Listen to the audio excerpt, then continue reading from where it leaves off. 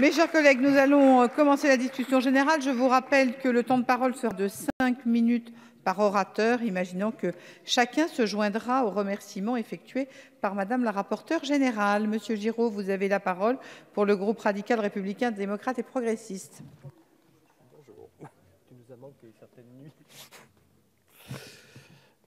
Madame la présidente, monsieur le secrétaire d'État, madame la rapporteure générale, monsieur le président de la commission des finances, nous allons donc adopter en lecture définitive le projet de loi de finances pour 2017. Comme je l'ai indiqué lors de la première et de la nouvelle lecture, le groupe radical, républicain, démocrate et progressiste votera ce texte. La première partie de ce budget est fidèle à notre programme de stabilité ainsi qu'à nos engagements en matière de maîtrise des dépenses publiques.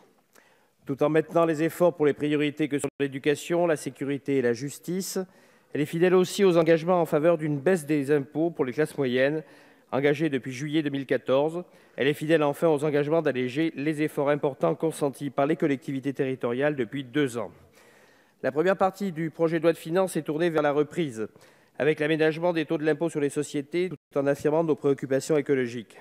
Comme la grande majorité des contribuables, le groupe de RDP est favorable à la mise en œuvre du prélèvement à la source. D'abord parce qu'il fait partie du choc de simplification.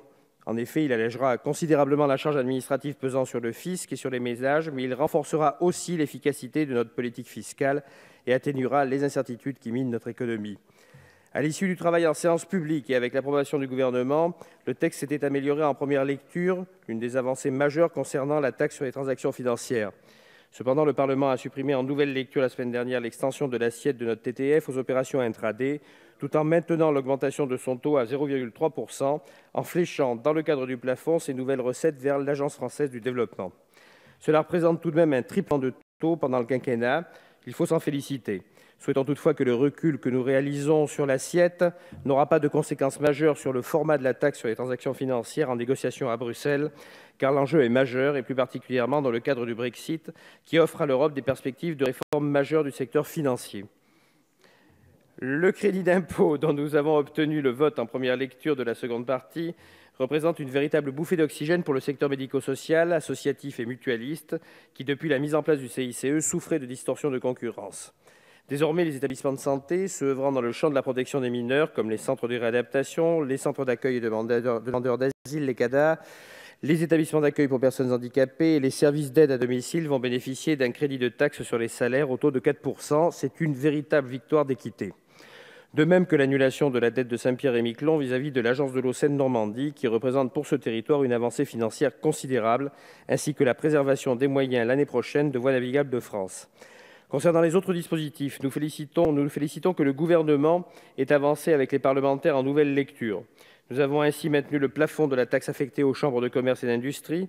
Ce statu quo l'année prochaine, étant donné les efforts déjà consentis par nos chambres et particulièrement les plus fragiles d'entre elles, leur permettra de se stabiliser en 2017. De même que nous avons convenu de sanctuariser le plafond à 190 millions d'euros l'année prochaine pour la CPR, l'autorité de contrôle prudentiel et de résolution.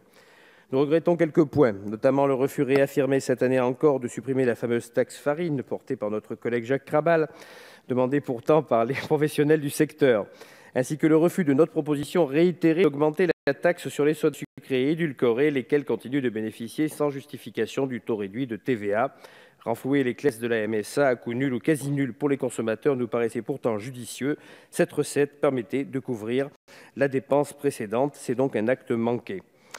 Concernant l'exonération de taxes foncières sur les propriétés bâties en faveur du logement social et intermédiaire sur leur territoire, qui ont fait grand bruit entre les deux lectures, le gouvernement a proposé en séance publique de réserver cette possibilité aux exonérations qui se traduisent par une perte de ressources pour les collectivités territoriales.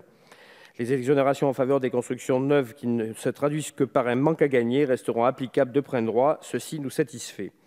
Je souhaite conclure sur un point qui me tient à cœur, pour lequel j'ai œuvré ces dernières années et qui a été adopté vendredi avec l'aval du gouvernement. Cet amendement concerne la fraction bourg-centre de la DSR, la dotation de solidarité rurale, et propose que pour sa première fraction, la population prise en compte pour la répartition soit celle de la population DGF plafonnée lorsque la commune compte une population totale permanente ne lui permettant pas de se constituer en bourg-centre permanent. La référence à la population DGF sans prise en compte de la population municipale était en effet une aberration. Ce système était de plus un frein tant à l'intercommunalisation des services qu'à la fusion des communes. Le plafonnement progressif de la population DGF dans le cadre uniquement de la répartition de la fraction bourg-centre de la DSR est une réforme de poids pour les collectivités et les territoires concernés, conforme de plus aux recommandations de la Cour des comptes. Nous en sommes donc particulièrement satisfaits, même si nous sommes, comme l'a dit la rapporteure générale tout à l'heure, insatisfaits de ne pas avoir vu aboutir la réforme de la DGF prônée par notre collègue Christine Pires-Beaune, qui était une réforme attendue.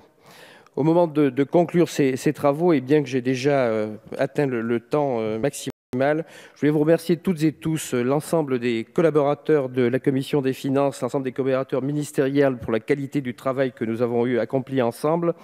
Et vous dire, monsieur le secrétaire d'État au budget, que finalement, il n'y a pas de bon ou de mauvais caractère, il y a simplement des gens qui ont du caractère et que finalement, en séance de nuit, et on peut en porter témoignage, ce caractère est important pour l'aboutissement des débats. Merci. Merci.